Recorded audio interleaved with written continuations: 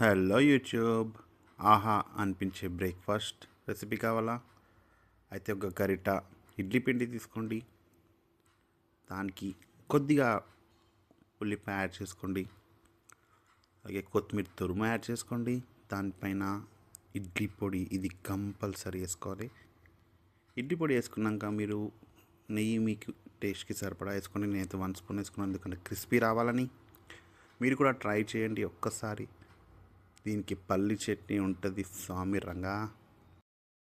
Hello YouTube. ఆహా అనిపించే breakfast recipe కావాలా? అయితే ఒక గరిట ఇడ్లీ పిండి తీసుకోండి. దానికి కొద్దిగా ఉల్లిపాయ యాడ్ చేసుకోండి. అలాగే కొత్తిమీర తురుము యాడ్ చేసుకోండి. దానిపైన ఇడ్లీ పొడి, ఇది కంపల్సరీ వేసుకోవాలి. ఇడ్లీ పొడి వేసుకున్నాక మీరు నెయ్యి మీకు టేస్ట్కి సరిపడా వేసుకోండి. నేనైతే 1 స్పూన్